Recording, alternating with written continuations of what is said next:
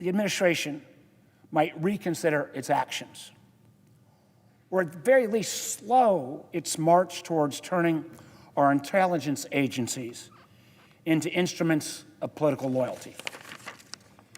But instead, the situation has only grown more dangerous. And I want to say at the outset, this will not be the last time I come to the floor on this issue, particularly if we continue to see the unraveling of that independence. I intend to continue making these speeches for as long as it takes, because the stakes for our national security are too high to let this pattern go unchallenged. Since my remarks in September, we've seen not restraint, but an escalation of political retaliation, of the hollowing out of expertise, and the outright manipulation of intelligence. We are watching in real time an administration strip away the guardrails that have protected this country for generations. I've had the distinct privilege of representing the people of Virginia in this body since 2009. And in nearly 17 years, one of the most consequential responsibilities I've held has been serving on the Senate Intelligence Committee, first as a junior member, and then for the last 8 years as chairman or vice chairman. I always tell our new members that getting a seat on the committee is a double-edged sword. On the one hand, you get access to things that no other senators hear. You see capabilities that would astonish even the most seasoned spy novel reader. But the other part of the edge is you get to see the full scope of threats facing the United States. Daily reports about terrorist plots, cyber attacks, hostile foreign services targeting our citizens and institutions. And once you've seen that picture clearly, you don't sleep quite as soundly at night. It's precisely because these threats are real, persistent, and in many cases growing, that I'm so deeply concerned about the Trump administration's reckless actions that have left our country more vulnerable than at any point in recent memory. Just last month, FBI Director Kash Patel testified before the Senate Judiciary Committee that the FBI has experienced a 300% increase in terrorist cases opened this year alone, on top of a 30% increase in foreign espionage cases. At the Senate Intelligence Committee's annual threat assessment hearing, Director Gabbard reiterated that foreign terrorists remain intent on striking the United States and our citizens, that a large number of cyber and intelligence actors continue to target our critical infrastructure, and that these adversaries possess weapons capable of hitting the United States territory and disabling vital U.S. systems. Indeed, actually in an interview earlier this month, Director Gabbard repeated that, quote, terrorism continues to place the greatest both short-term and long-term threat to the American people, end of quote. Whatever one thinks of the individuals delivering these messages, the assessments themselves leave no ambiguity of the dangers confronting the United States. And yet, in spite of these clear and present threats, the Trump administration has chosen a course of action that weakens our defenses and leaves Americans more vulnerable to the very risks its own officials have publicly described. Since Inauguration Day, the president and his hand-picked FBI director, again, Kash Patel, have forced out thousands of experienced agents for reasons that appear more political than professional. For example, like refusing to acknowledge who actually won the 2020 election, or FBI agents being thrown out for prosecuting the violent criminals who attacked Capitol Police on January 6th, or being pushed out for simply being friendly with someone critical of the president. Alarming court filings suggest that even Director Patel has privately acknowledged that many of these actions may be illegal, yet justified them by saying that his keeping his position depended on carrying them out. The list of those purged reads like a who's who of the Bureau's most decorated public servants. Those agents forced out include the former acting director of the FBI, Brian Driscoll, who rose through the FBI ranks in some of the most elite units, including the FBI's hostage rescue team, where in 2015 he supported U.S. Special Operations in rescuing an American humanitarian aid worker, Kyler Muller, from ISIS. Special Agent Driscoll would later rise to the head of FBI's Critical Incident Response Group, the FBI's elite team in charge of dealing with terrorists, child abductors, bomb threats, and hostage situations. For his service, Agent Driscoll was awarded the FBI's Medal of Valor and Shield of Bravery, only to have Director Patel fire him because he would not purge agents that the president deemed politically disloyal. Other purged individuals include Bobby Wells, who joined the FBI shortly after 9/11 and spent decades in counterterrorism. He eventually became the head of the FBI's Counterterrorism Division, leading efforts against al-Qaeda, ISIS, and other global networks. Notably, he helped bring to justice the mastermind of the Kabul International Airport bombing that killed 13 American service members, an accomplishment publicly touted by the president. Yet, the president fired him shortly thereafter. This list includes Michael Nordwall, the head of the FBI's Criminal Cyber Response Branch, who led efforts to combat ransomware attacks, online fraud, and sophisticated cyber intrusions targeting critical United States infrastructure. Further, the list includes Ryan Young, the head of FBI's Intelligence Division, overseeing the collection and analysis of all intelligence on domestic and foreign threats, trying to make sure that field offices had the situational awareness to prevent attacks. Other senior agents were forced out in dozens of FBI field offices, nationwide from Washington to Miami to New Orleans, Las Vegas, and Seattle. Among those heads of FBI field offices forced out was Special Agent Jacqueline McGuire, the lead investigator into the five hijackers of American Airlines Flight 77, whose expertise was critical to understanding 9/11 and preventing further attacks. And most recently, being pushed out included Stephen Palmer, a 27-year veteran of the FBI and the third head of FBI's elite critical incident response group to be fired in just 3 months. In 3 months, 3 separate heads were fired.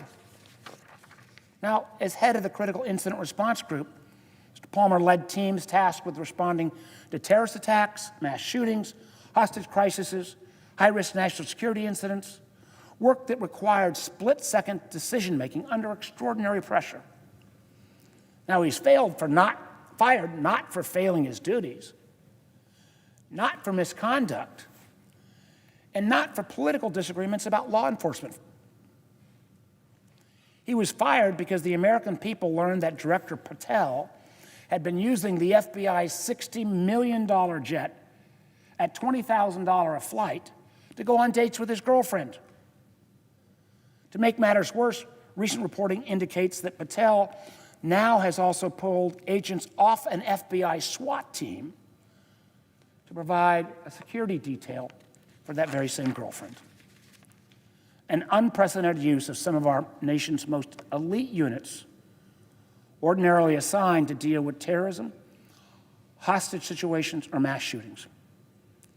Thousands of FBI agents, all forced out, not because they failed to do their job, but because they refused to bend the knee to partisan politics. And if these individuals were not enough, the truth is, the FBI in recent months has assigned between 25 and 45% of its agents who handle counterterrorism, cyber, espionage, child sexual abuse, and other critical missions. What have they been reassigned to? Well, they've been reassigned to immigration, where our office hears regularly that they want to get back to the cases they've been working on, and instead are stuck on a detail where they do nothing. Matter of fact, data reveals a 33% decrease in hours spent on child exploitation cases this year compared to previous years. Firing agents who investigate terrorists, foreign spies, cyber hackers, and child predators doesn't make America safer, especially when the president's own intelligence officials warn publicly and repeatedly of the many threats facing our nation. Just this summer, the ODNI issued a bulletin warning of al-Qaeda and ISIS plots targeting the homeland. And just last month, the FBI disrupted ISIS terrorist plots in Michigan and New Jersey that might have been aimed at Halloween. I shudder to think what would have happened if the FBI had missed those plots. If terrorists had semi-automatic rifles had suddenly let loose on kids trick-or-treating. The FBI Agents Association, which represents over 90% of all active FBI agents, issued a sobering warning earlier this month that Director Patel, and I quote again, disregarded the law and launched a campaign of erratic and arbitrary retribution, and that his actions, quote, make the American public less safe. This is the FBI Agents Association. They don't make these kind of comments. How far do you have to be pushed to basically say the current director of the FBI is making America less safe? But this political purge is not simply limited to the FBI. Since April, the National Security Agency, the agency in charge of spying on communications of our adversaries, has been without a permanent director or deputy director after President Trump fired General Tim Hawk and his deputy Wendy Noble at the behest of the conspiracy theorist Laura Loomer. Same for the Defense Intelligence Agency, whose director, General Jeff Cruz, was fired after the DIA provided a fact-based assessment that contradicted the president's false televised claims that the United States had obliterated, President Trump's word, obliterated Iran's nuclear program. Now, the pattern of reckless firings has extended to nearly every corner of our national security enterprise. Hundreds of workers who were responsible for maintaining our country's nuclear weapons fired. Staff managing foreign assistance programs, ranging from detention of ISIS terrorists in Syria to air defenses in Ukraine, fired. Hundreds of analysts monitoring China and Russia, fired, including a 29-year veteran of the CIA who supported President Trump's Alaska summit with President Putin, whose undercover identity was publicly and incompetently disclosed by DNI Tulsi Gabbard. More than 1/3 of CISA, the agency established for the absolutely explicit purpose of protecting our critical infrastructure, water, power, and our elections, to prevent those entities from being attacked by cyber tools. 1/3 of that agency fired.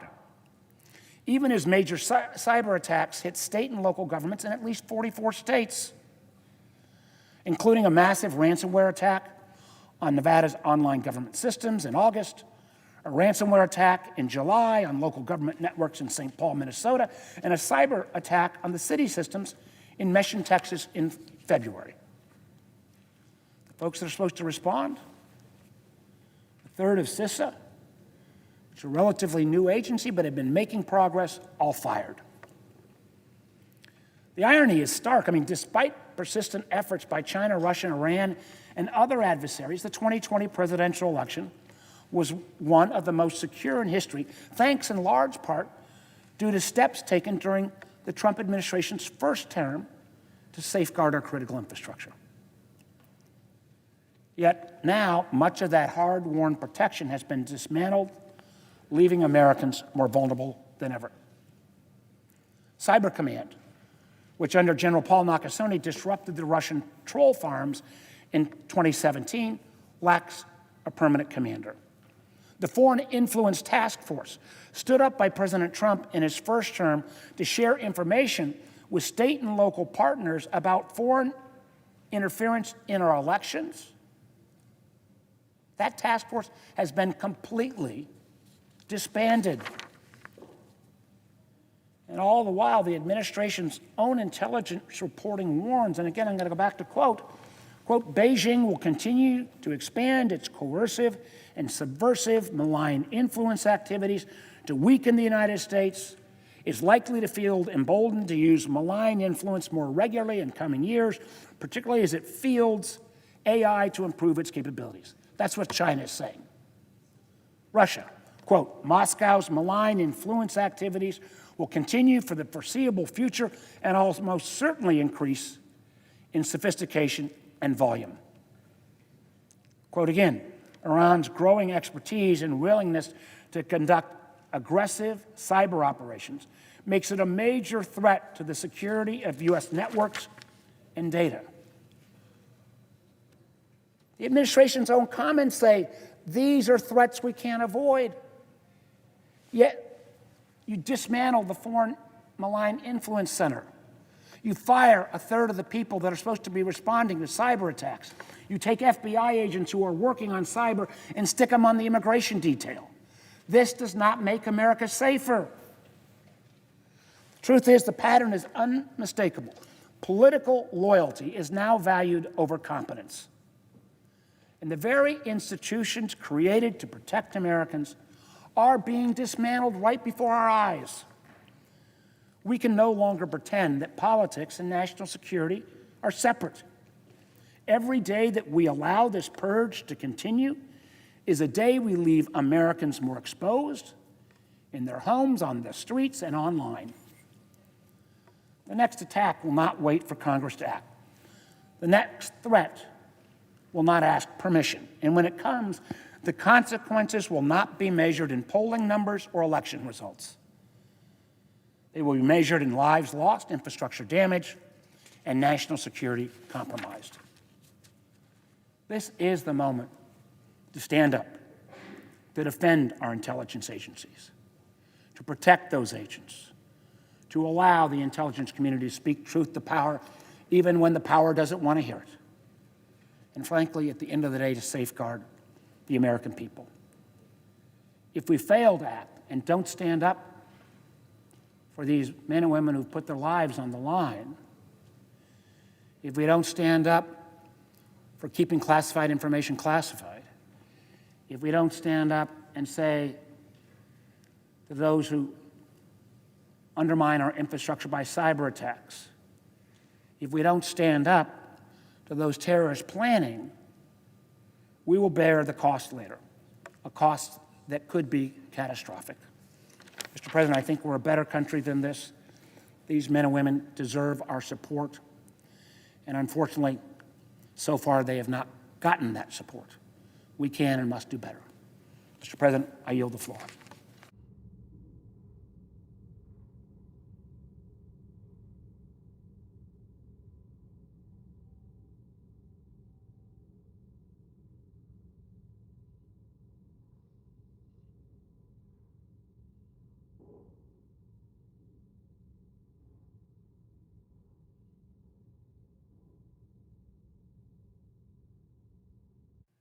Mr. President. Senator from Ohio is recognized. Mr. President, I have 6 requests for committees to meet during today's session of the Senate. They have been